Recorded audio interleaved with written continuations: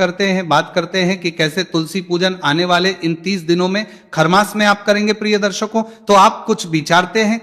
दर्शकों, खरमास का जो समय होता है वो समय होता है जब सूर्य देव धनु राशि में प्रवेश करते हैं और जब मकर राशि में प्रवेश करते हैं, उसके बीच का समय ये लगभग 28 से 30 दिन का समय होता है। इसे खरमास कहते हैं क्योंकि इस समय पर सूर्य देव अपने गुरु देवगुरु बृहस्पति के घर में वास करते हैं।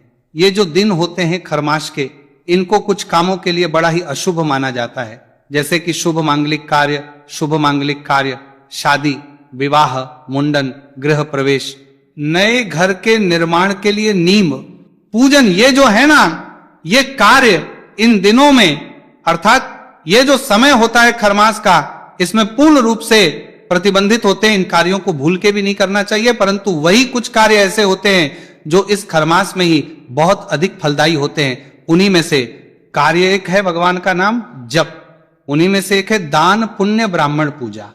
ब्राह्मण को दान, गाय की सेवा, गरीबों की सहायता और तुलसी पूजन खरमास में ये किए जाए उतना कल्याण होता है। और देवताओं की अगर बात करें तो विशेष रूप से सूर्य की आराधना के लिए ये एक महीना सर्वोत्तम माना जाता है। पहले मैं आपको बता दूं संक्षेप में कि प्रतिदिन की जो पूजा है उसमें क्या परिवर्तन आ जाएगा, और फिर मैं तुलसी पूजन के विषय में आपसे बात करूंगा, क्योंकि तुलसी पूजन में बहुत बड़ा परिवर्तन होगा खरमास में। प्रियगा दर्शकों, प्रतिदिन जो आप अपने घर में पूजन करते हैं, आपने घर में मंदिर बना रखा होगा, भगवान को विराजमान करके रखा होगा, तो जो प्रतिदिन की पूजा पद्धति है उसमें आपको एक तो आवाहन पूजन जो है वो नहीं होता है। खरमास में देवताओं का आवाहन करके जो हम पूजन करते हैं उसकी मनाही इसलिए होती है क्योंकि इस समय पर देवगुरु बृहस्पति और सूर्यदेव, देखिए देवगुरु बृहस्पति को तो आप प्रतिदिन की पूजा से अलग भी रख सकते हैं, परंतु सूर्य देव को अलग नहीं रख सकते। प्रतिदिन की पूजा में विशेष रूप से जिन 5 देवों की बात कही गई है ना, वो पंच देवों में सूर्य देव प्रमुख हैं। पंचदेव जिनकी हम प्रतिदिन पूजन करते हैं।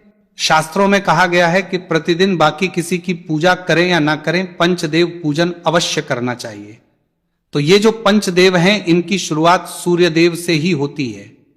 सूर्यदेव गणेश जी महाराज, मां आदिशक्ति, दुर्गा, भगवान शंकर और भगवान विष्णु, ये पंचदेव कहे गए।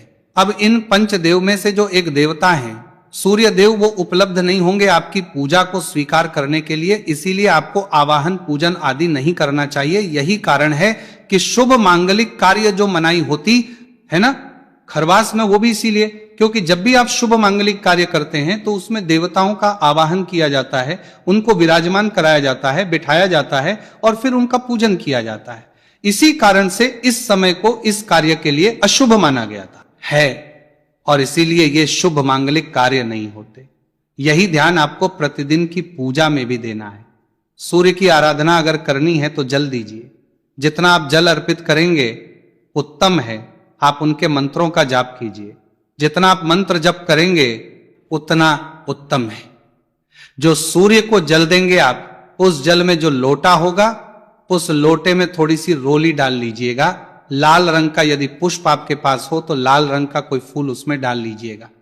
ओम सूर्य देवाय नमः, ओम सूर्य देवाय नमः, इस मंत्र का जप करते हुए आप पूरे खरमास में सूर्य देव की आराधना कीजिए, अर्थात सूर्य देव को जल दीजिए।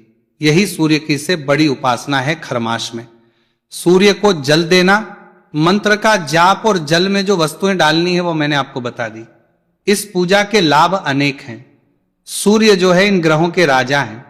सूर्य के ऊपर जो तेज है ना, वह तेज आपको प्राप्त होगा। ये आपको राजा बनाने वाला ग्रह है। यदि आप इस समय में सूर्यदेव की आराधना करेंगे, सूर्यदेव को प्रसन्न करेंगे, तो आपके जीवन में एक अलग चमक आएगी। आपको एक स्थान प्राप्त होगा। प्रमुख स्थान कहां पे? आपके परिवार में। जो लोग आपको पूछते भी नहीं है ना, वो भी आपको वैल्यू देने लगेंगे, आपको महत्व देने लगेंगे, समाज में आपका सम्मान होने लगेगा। आपका ऑरा बदल जाता है जब सूर्य आपके ऊपर कृपा करते हैं, अर्थात आप हर ओर प्रभावशाली दिखने लगते हैं, आपका प्रभाव बढ़ जाता है। इसीलिए सूर्य की आराधना करनी चाहिए और जितना हो सके इस खरमास में कीजिएगा, आपके लिए कल्याणकारी होगा। हम बात प्रतिदिन की जो पूजा है उसकी बात कर रहे हैं। तो प्रतिदिन की पूजा में भगवान को आप स्नान कराएंगे उसी विधि से जैसे आप स्नान कराते आए हैं, पहले मंदिर खोला आपने, मंदिर खोलने के बाद भगवान को पुष्प के द्वारा जल के छींटे दीजिए। पुष्प के आप सभी तस्वीरों को स्नान कराते हैं या नहीं कराते? अगर नहीं कराते हैं तो कराया कीजिए, और जो कराते हैं बहुत अच्छी बात है। आपके जो मंदिर के जो बर्तन हैं उनको अच्छे से साफ कीजिए। साफ करके जो आपका लोटा है तांबे का, उसमें पहले गंगा जल भरिए, फिर शुद्ध जल भरिए, और उसके बाद उस जल के छींटे दीजिए पुष्प के माध्यम से। भगवान की अगर तस्वीरें हैं तो तस्वीरों को, प्रतिमाएं हैं तो प्रतिमाओं को, सबको फिर जो शीतल स्वापी एक जो वस्त्र होता है मंदिर में भगवान के मुखारविंद को साफ करने के लिए, उससे भगवान का मुंह पोंछ दीजिए। अच्छे से भगवान को तिलक लगाइए। यहां एक बात का ध्यान दीजिएगा कि जो लड्डू गोपाल जी अगर आपके घर में हैं और शालिग्राम जी आपके घर में हैं, तो आप उनको प्रतिदिन अच्छे से स्नान करा सकते हैं। किसी पात्र में रखिए उनको और अच्छे से जल से दान कराइए। उस जल का आप पान कर सकते हैं और उसे थोड़ा सा अवश्य ही अपने मस्तक पर लगाए। उनका जो पादोदक है या चरणामृत है, ये बड़ा कल्याणकारी होता है। प्रतिदिन ये आपके घर में बनना चाहिए।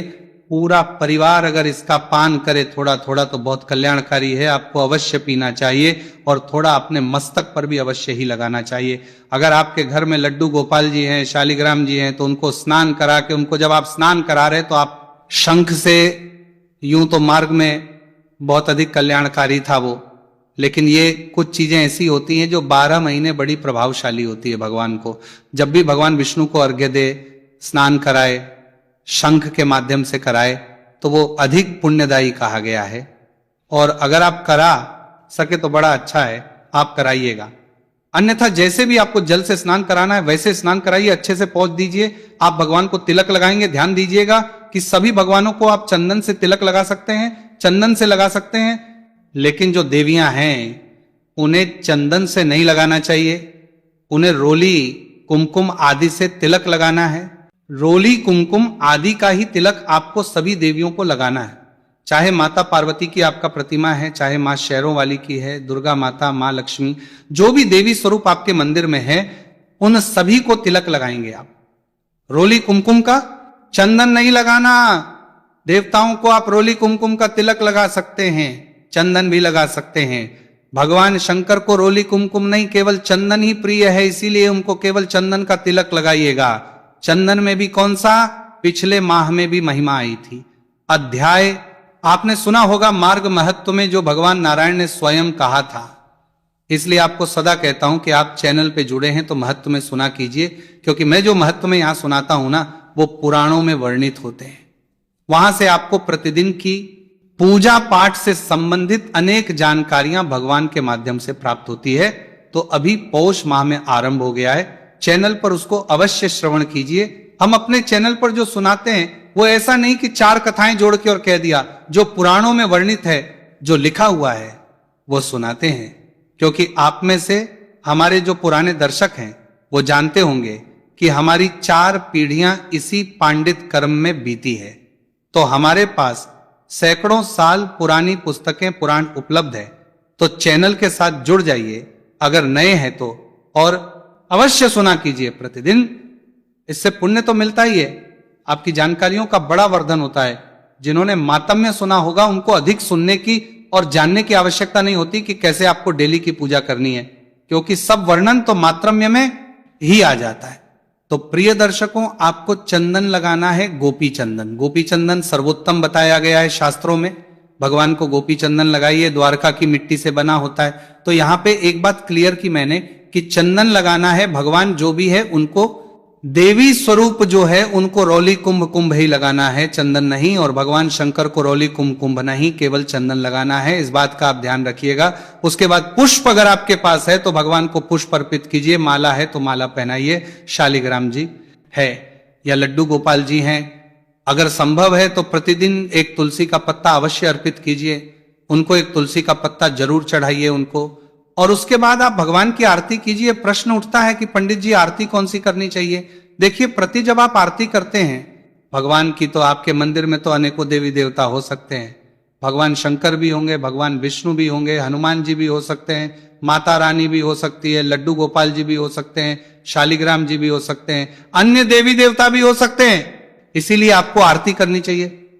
ओम जय जगदीश, हरि ओम जय जगदीश जो आरती है, यह आरती सभी देवी देवताओं के लिए सर्वोत्तम और बहुत उत्तम कही गई है। इसीलिए आप ये वाली आरती कीजिए प्रतिदिन। हाँ, अगर संभव है और गणेश जी आपके यहाँ पे विराजमान है तो गणेश जी की आरती से शुरू कर सकते हैं आप। जय गणेश, जय गणेश, जय गणेश। देवा, ये जो आरती है गणेश जी की, इससे शुरुआत कीजिए और उसके बाद ओम जय जगदीश कीजिए। और अगर संभव नहीं है तो केवल ओम जय जगदीश हरि से ही सभी देवी देवताओं की आरती संपन्न की जा सकती है। आरती कीजिए। आरती के बाद शीतलीकरण करना है। शीतलीकरण कैसे करते हैं? जल लीजिए, में चारों तरफ घुमाइए और छोड़ दीजिए। फिर पहले भगवान को आरती दीजिए, चारों दिशाओं को आरती दीजिए, फिर अन्य 6 दिशाएं और हैं उनको आरती दीजिए। कुल मिला के 10 दिशाएं हैं, 10 दिशाओं को आरती दीजिए। स्वयं आरती लीजिए और पारिवारिक जनों को आरती दीजिए। उसके बाद आपके जो प्रतिदिन की पूजा पाठ के जो स्रोत आप सुनते हैं उनको सुनिए। पाठ यदि आपको करते हैं उनको कीजिए। जो आप महात्म्य सुनते हैं, कथा सुनते हैं हमारे चैनल पर, वो आप अगर पहले ही सुन चुके हैं तो ठीक है, अन्यथा उसके बाद आप उनको सुनिए और बाकी जो दैनिक क्रिया है उनको कीजिए। इसके बाद आपको कुछ जल देने चाहिए। सूर्य की आराधना मैंने आपको बताई कि सूर्य की पूजा कैसे करनी है, इसका नियम बनाना है। क्रमश में प्रतिदिन आपने पूजन करना है इसका। सूर्य के अलावा आपने तुलसी पूजन में क्या परिवर्तन है और तुलसी का जो पूजन है वो कैसे करना है, इस पे ध्यान देना है। अब क्योंकि तुलसी माता की पूजा बहुत कल्याणकारी है, खरमास में तुलसी माता का जितना पूजन करेंगे उतना आपके पास लक्ष्मी का आगमन होगा। परंतु ये पूजन जो है बदल जाता है खरमास के दिनों में, तो इसको समझिए। देखिए, तुलसी माता को जल देना अपनी जगह है, जल तो देते ही है। तो सबसे पहले तो तुलसी माता को जो आप तिलक करते हैं ना, तिलक में आदि का प्रयोग नहीं करना है। बाकी के जो महीने होते हैं उन सभी महीनों में तुलसी माता को आदि अर्पित किया जाता है। हम स्वयं कहते हैं आपको खरमास में माता तुलसी को केवल और केवल चंदन लगेगा, रोली कुमकुम आदि नहीं लगाना। खरमास में माता तुलसी को किसी भी प्रकार की श्रृंगार की वस्तुएं नहीं चढ़ानी। श्रृंगार सुहाग की जो वस्तुएं हैं वो इन दिनों में इस खरमास में नहीं चढ़ानी। तीसरा, तुलसी जो आप पूजन करेंगे उसमें ध्यान दीजिएगा कि भगवान विष्णु के साथ उनका पूजन नहीं होगा। बाकी सभी समय में आप देखते हैं कि भगवान विष्णु के साथ, भगवान शालिग्राम के साथ माता तुलसी का पूजन होता है। पर ये जो समय आता है खरमास, खरमास के दिनों में माता तुलसी का पूजन भगवान विष्णु के साथ नहीं होगा, अकेले उनका पूजन करना है। और इसीलिए रौली कुमकुम का प्रयोग नहीं और श्रृंगार की वस्तुओं का प्रयोग आपने नहीं करना है। यह बड़ा परिवर्तन है। इसीलिए मैं आपसे इसको वीडियो को अधिक से अधिक लोगों के पास भेजिए, जिससे कि सभी लोग सही प्रकार की जानकारी प्राप्त करके सही प्रकार से पूजा पाठ कर सके। क्योंकि जब इस प्रकार की गलती हो जाती है तो दोष उत्पन्न होता है। दोष उत्पन्न होता है तो माता तुलसी किसी के यहाँ पे सूख जाती है, किसी के यहाँ पे रुकती ही नहीं है। वो नहीं भी लाते हैं वो भी सूख जाती है। तो दोष से बचिए। जब आप पूजन करते हैं दोष से बचिए। और मैंने आपको आरंभ में कहा था कि वो कौन सा दिन है जिस दिन आपको तुलसी का पत्ता नहीं तोड़ना चाहिए या तुलसी को जल नहीं देना चाहिए। देखिए, तुलसी पत्र तोड़ने वाली जो बात है, रविवार तो सभी जानते हैं, रविवार को तो जल भी नहीं देना, तुलसी पत्र भी नहीं तोड़ना, ठीक है। इसके अतिरिक्त संक्रांति का दिन, संक्रांति के दिन आपको कोई पत्र नहीं तोड़ना तुलसी का। संक्रांति के अलावा, रविवार के अलावा द्वादशी को नहीं तोड़ा जाता, पूर्णिमा को नहीं तोड़ा जाता, अमावस्या को नहीं तोड़ा जाता। ये वो दिन है जब आपको तुलसी पत्र नहीं तोड़ा जाता है। अब आप कहेंगे हम तो प्रतिदिन चढ़ाते हैं, भगवान को कैसे चढ़ाएं? तुलसी पत्र पहले ही उतार के रख लीजिए, तोड़ के रख लीजिए। तुलसी पत्र 11 दिन तक भाषा नहीं कहा जाता। आप एक कोई कटोरी, उसमें कोई कॉटन का कपड़ा लीजिए, सूती कपड़ा, उसको गीला करके रखिए और उसमें पत्ते रखिए, दीजिए। आप जितने दिन तक रखना चाहें रख सकते हैं, खराब नहीं होंगे वो। मंदिर में रखिए उनको, सूखेंगे भी नहीं क्योंकि गीला कपड़ा रखा होगा। गीले कपड़े में उनको लपेट के रख दीजिए और वो पत्र आप भगवान को अर्पित कीजिए। तो इस प्रकार से आपने तुलसी पत्र जो है वो प्रयोग करने। ध्यान दीजिएगा कि तुलसी माता पर दीपक का बड़ा विधान है। प्रतिदिन शयन काल को दीपदान अवश्य करना है। पूरे खरमास में तुलसी के दीपदान के बहुत अधिक है, इसका फल बहुत अधिक है। इसीलिए खरमास में प्रतिदिन तुलसी का दीपक जलाइए, चाहे आप तेल का दीपक जलाए, चाहे आप घी का दीपक जलाए, दीपक आपने अवश्य जलाना है। यह दीपदान बड़ा ही कल्याणकारी खरमास में कहा गया है। तो तुलसी पूजन में जो परिवर्तन था मैंने वो बताया, आपको दीपक जलाना है, ये बताया, आपको जल कब नहीं देना है ये भी बताया। अब बात करते हैं वो कौन सा दिन है रविवार के अलावा जिस दिन आपको तुलसी माता को जल नहीं देना है खरमास में। मंगलवार के दिन भी तुलसी माता को जल देने से बचना, तुलसी के पत्र तोड़ने से बचना चाहिए। मंगलवार के दिन खरमास के लिए है केवल ये दिन। इसमें भी अगर आप बचेंगे तो अधिक कल्याणकारी रहेगा। इस प्रकार से आप इन सावधानियों को बरतते हुए तुलसी माता का पूजन कीजिए, बहुत कल्याणकारी रहेगा।